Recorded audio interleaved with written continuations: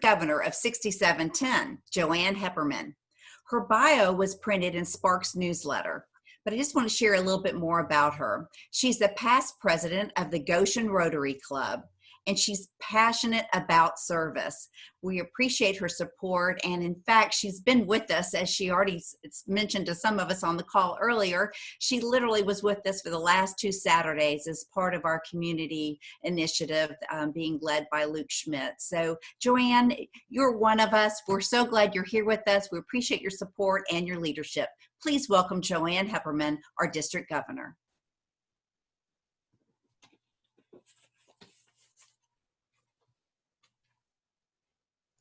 There we go. As soon as I'm unmuted, we can make this work. You know, it's a thrill for me to be here. Julie, I want to thank you for those kind words, but I particularly want to thank you for agreeing to be the Louisville president. Luke, I want to thank you for your leadership, particularly through some troubling times last year. And Jean, I want to thank you for being brave enough to say yes. Elshada, you need to know that we're relying on you to make the world worth living as it is now. No pressure, but you make us feel good about where we're headed. And Walter, I can't imagine a better day for me to be here than today and listen to what you have to say about what's going on in the Louisville Rotary Club. I know that when Julie signed on to be president and when I agreed to be district governor, this isn't necessarily what we thought we were signing on to do. But I am convinced that there is no better time to be a Rotarian than right now. There is a no better theme than Rotary opens opportunities, because we are a service organization and we're living in a world that needs us to serve. We need members, we need money, we need to do a much, much better job of telling our story. But we mainly need projects. We mainly need service projects that will allow us to address the needs of the communities and the world in which we live now and in the future. And then we need to lead the charge in our community in serving in a manner that the folks in our community want and need to be served. It's an opportunity like any other since I've been a Rotarian. Now, those of you that know me know that I'm a bit of a Pollyanna, but I'm not such a Pollyanna that I don't understand that the needs have changed. The way we serve will need to change. The way we meet clearly has changed. And perhaps even the way we raise money has changed. I do know that it's harder. It's harder to be the president. It's harder to be the membership chair or the public image chair or the foundation chair or the service chair. It's harder to be the district governor. But I don't doubt for a minute that we won't succeed. And that's because while the world is changing, we are not. We're Rotarians. We're Rotarians. Our desire to serve, our determination, our ingenuity, our problem-solving skills, none of that has changed. Our motto, service above self, that hasn't changed. Our vision, together, we unite to create a world where we implement lasting change across the globe in our communities and in ourselves. We're a people of action, and that hasn't changed. I've seen it, you've seen it, and I'm actually one of those really, really lucky Rotarians to have had one of those Rotary moments. Mine happened 3 years ago. in Fonfred, Haiti. My club, along with 3 or 4 other clubs, were there in an effort to help end cervical cancer. And we were there to train a doctor and a nurse in how to implement the see and treat method of detecting cervical cancer, catching it before precancerous lesions become cancerous. We worked for about 3 years before we ever made it to Fonfred. And I'll admit that everything that could have gone wrong during those 3 years did. And clearly everything that could have gone wrong while we were there did. But what I learned was that the Haitian folks clearly are some of the most joyous, gracious, and resourceful folks I've ever had the pleasure of meeting. And it is in part because of their resourcefulness, our dogged determination. Duct tape. If you don't want to know what to send to folks in Haiti, it's duct tape. It fixes everything on a temporary basis. And candidly, the grace of God, that we did manage to unload a shipping container full of medical supplies and equipment coming from supplies overseas. Denise, I hope you're on. But we got that van unloaded. We outfitted the clinic. We trained the doctor and nurse. And as a part of that training, we screened 15 women. But the crowning jewel of that trip came Sunday morning, when the women of Fonfred came to see us off and to take the opportunity to get us to know them better and give us an opportunity to meet them. And at that celebration, we asked if they had anything that they would like to say before we got on our van to make the 5-hour trip back to Port-au-Prince. 8 women stood up, one right after the other, and they all began the same. They all thanked God, thanked us, and thanked God for us. And then each one of them talked about either their mother or their daughter or their sister who had died from cervical cancer, and they now had hope that they would not, because we had come. And then they asked that we never forget them. That morning changed my life. I don't believe that I ever understood the power of seeing the courage in the face of the people that we had the privilege of serving. There's a gentleman by the name of Edward Sheilovix who once said, "What we dream alone remains a dream, but what we dream with others can become a reality." My dream, which I share with you today, is that during this Rotary year, every Rotarian will have the opportunity to witness the courage to look into the face of at least one person whose world has been made better for at least one day because of at least one project that you have participated in. That's my dream.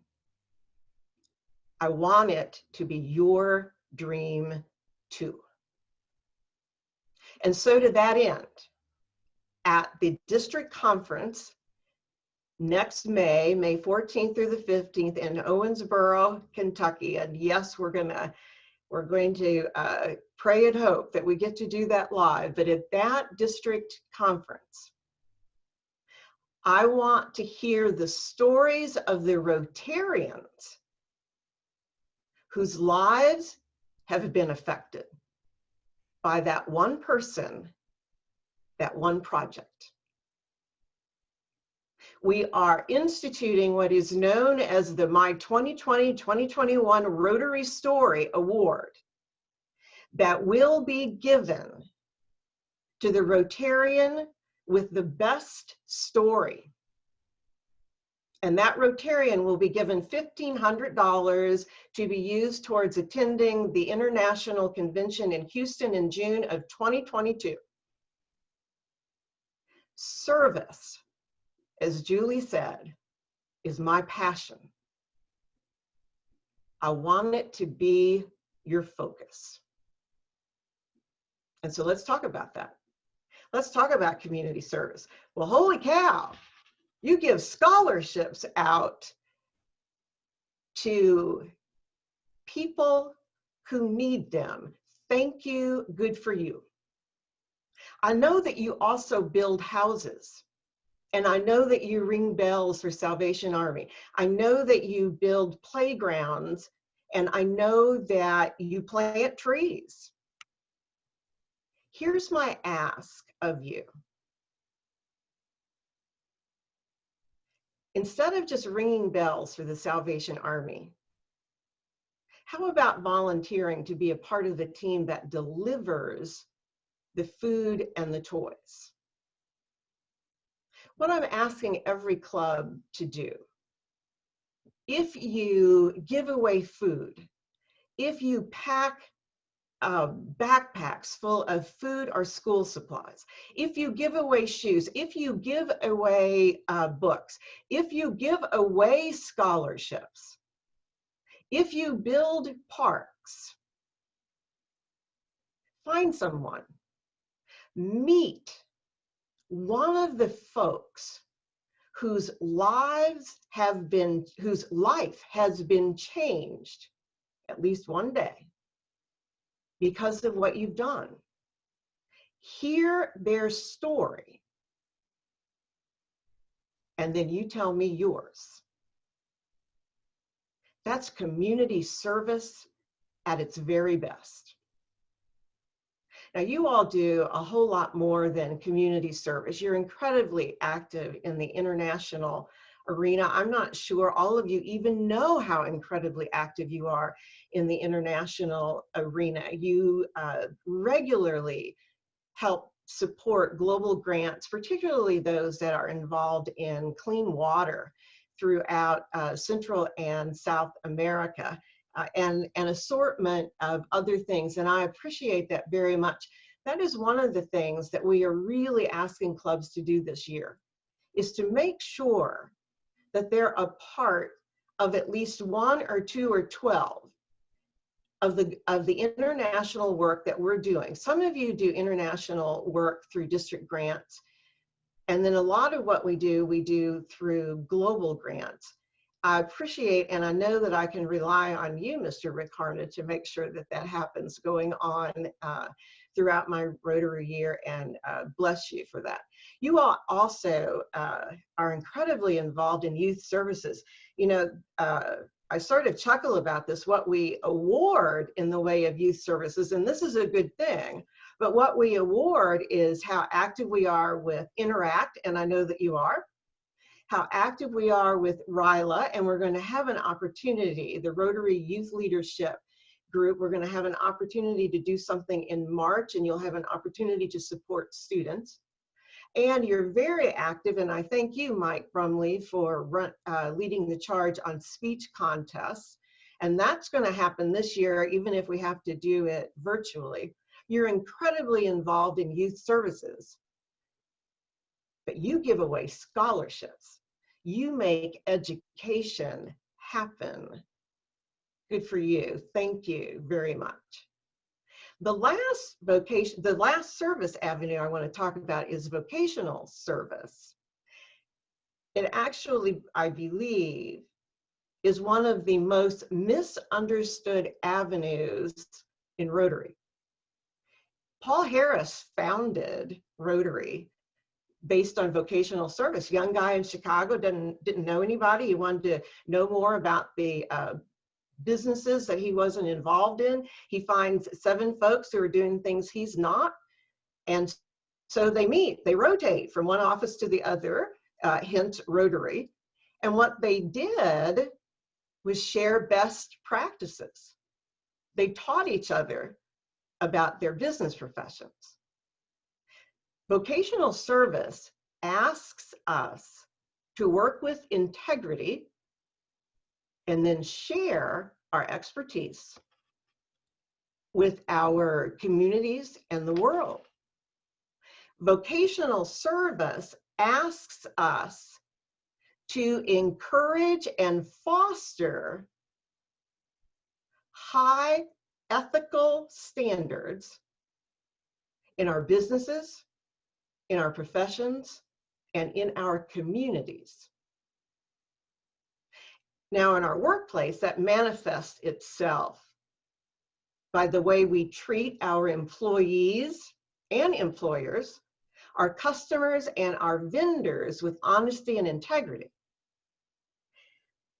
But in the club and community that we are a member of or live in, what vocational service asks of us and what we have an opportunity to do is to help organize and lead honest, civil, and considerate conversations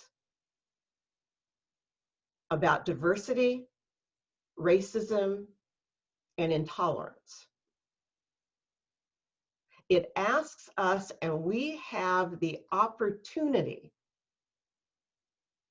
to give individuals in our clubs and in Louisville the opportunity to get to know one another, to better understand one another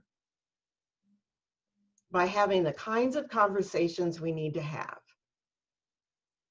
So just imagine how thrilled I was about 3 weeks ago when I discovered that your community impact committee was doing just that in Louisville. And it was my utmost pleasure to spend the last 2 Saturdays under Luke's brilliant leadership and Jean's incredible navigating of 8 hours, actually 16 hours worth of conversations that came from the political injustice point of view, as well as from the education point of view, the community point of view, and the business point of view, where in fact you listened for 16 hours to the people in your community. Well, going on at the same time, district-wide, we are working on an initiative where we can build a program that a club can implement within its club first, and then in its community at large, where we can begin those conversations. We're working with an individual by the name of Sigrid Solomon. She is a past district governor from the state of Ohio, whose area of expertise is in race relations and human resources. And at the district assembly on August 29th, that's a week from Saturday, but the groundwork at that assembly, and I would hope that several of you will come, and I clearly would hope that some of you from the Community Impact Committee, Luke, will come and listen while Sigrid lays the groundwork for the district at large for this initiative. And then we will be looking for 4 clubs throughout the district, +1, and you're the +1 because yours is going to look different, more likely, than the other clubs. But we'll be looking for 4 clubs who will implement this pilot program to start conversations in their own community. Rotary at its best is local. And so that's what we're going to do, is try to improve our communities one at a time. There is no doubt that we have multiple opportunities to make where we live a great place for everybody to live. I call this vocational service. I am convinced, as you may tell, that people join Rotary to make a difference. to be a part of something that's bigger than themselves. It actually is why I joined Rotary 12 years ago, August of 2008. I went to my very first meeting as a guest. And as divine intervention, I'm convinced now, as a product of divine intervention, the guest speaker didn't show up. And so the brand new president called an ad hoc administrative committee meeting where he asked the chairs of all the service committees to talk about what the Prospect Goshen Rotary Club had going over the next year in order to reach their goals. Candidly, I can't remember what any of those goals, what any of those projects were. But I remember leaving that meeting thinking that was the most can-do group of folks I had ever met in my life. And all I knew was I wanted to be a part of it. Well, you want to talk about messaging. We call it public image now. But that is where I learned that our best shot at recruiting members begins right here, during your club meeting, where people have come to see if they can figure out how to make a difference. I do understand the importance of social media, and I support it wholeheartedly. I clearly understand, and I love the way that you use TV and radio and the newspaper to make sure that the community of Louisville knows what you're doing. And we all can do better in that arena if we're candid with ourselves. But our best shot is when you have a guest who's there to check you out. And Julie, this is going to be your job to make sure you figure out how to make this work. But don't ever blow it. Don't ever blow the chance of making sure that the person who is there knows what it is that you have, what service projects you've got coming up, what you've done in the past, what your fellowship opportunities are. I heard you do this today. This was great.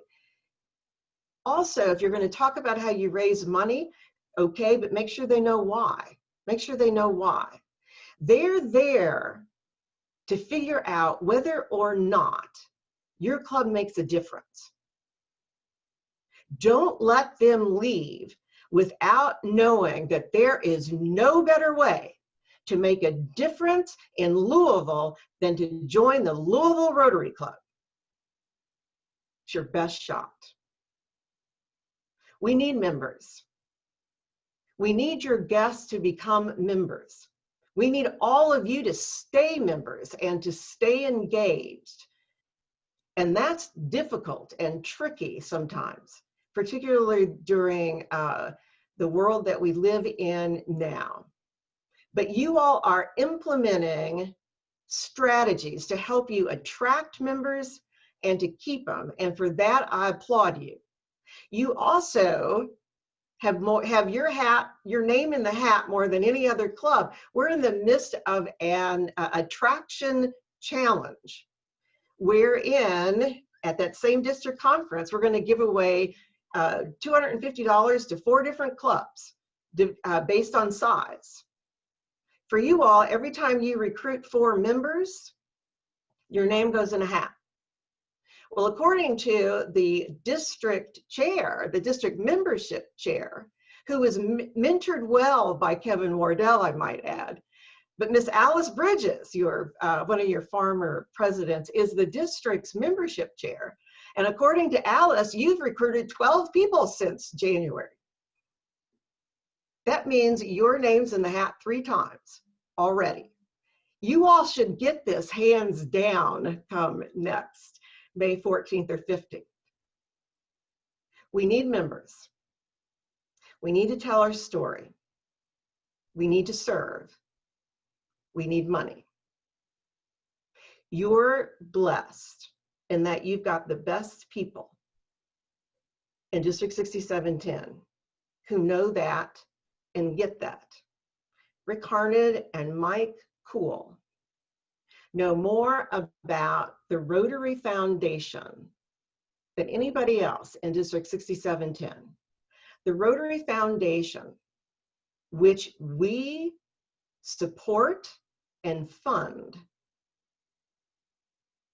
is what fuels our district grants, where we gave away over $160,000 last year to clubs in order to help fund their projects throughout Western Kentucky. We gave away, and Rick, you'll have to keep me honest on this later, but we gave away over $100,000 in global grants, and we have more than $93,000 committed for this year in global grants, and heaven forbid it's only August 20th. But we also expect to give away $160,000 plus in district grants this year as well, including, I'm sure, at least 2 from the Louisville Club. It's the annual fund drive where we ask every Rotarian to give $100 every year. Every Rotarian, $100 every year. If you do that, you become a star club. And that entitles the club to a 3-2 match, by the way, for the district grant. And you are a star club. You've been a star club for a really long time. My ask of you is increase the percentage of your members that contribute.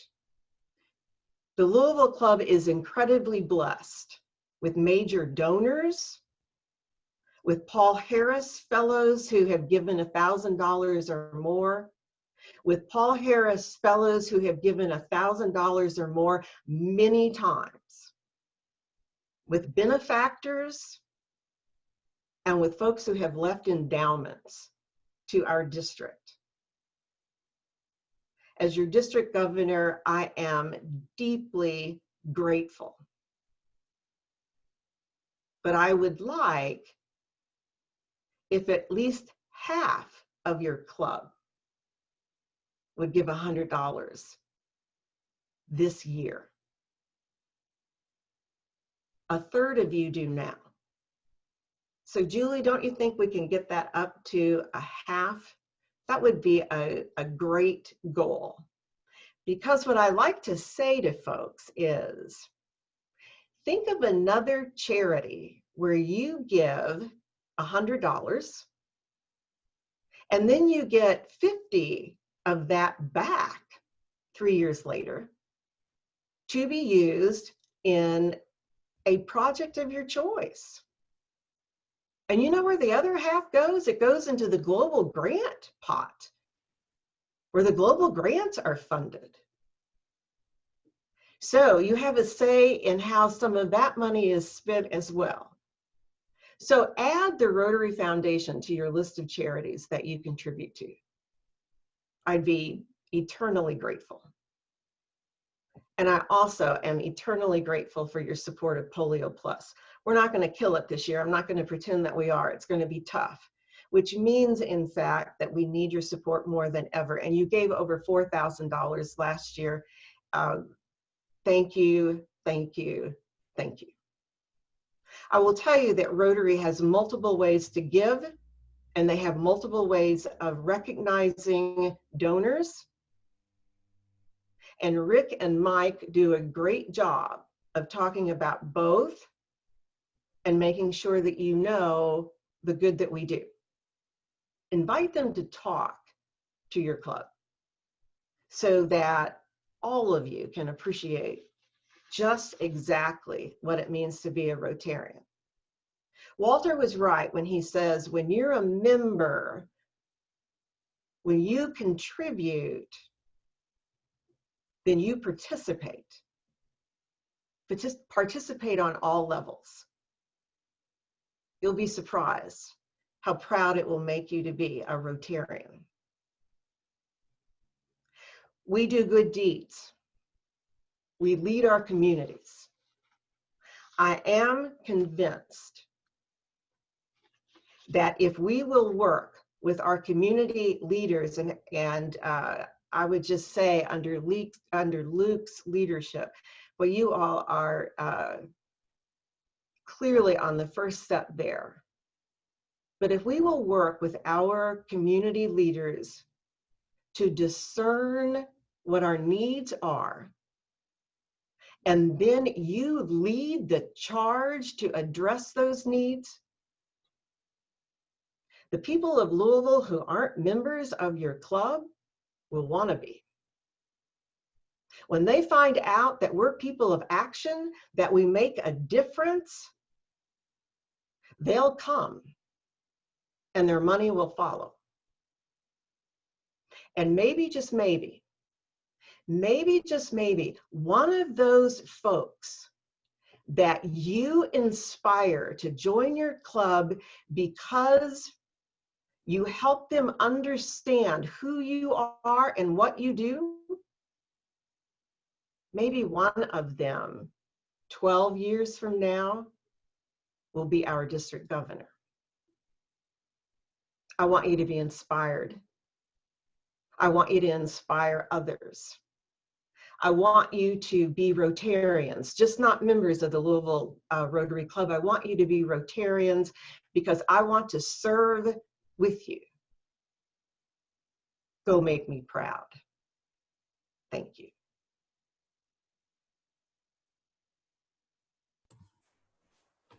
Thank you, Jo Ann. You can hear the claps and the inspiration. So thank you so very much. Rotarians that are in leadership, we are going to stay on the call and start in about 3 or 4 minutes and have a meeting with Jo Ann. So otherwise, I just want to thank everyone else for being on this call and being a part of the meeting today. And as she just shared with us how important it is to lift up the good work that Rotary is doing. So the great acknowledgement that Walt gave about the Rotary clubs and our involvement with the Evolve 502 scholarship. Please share it widely with others, and there will be a link that will be sent out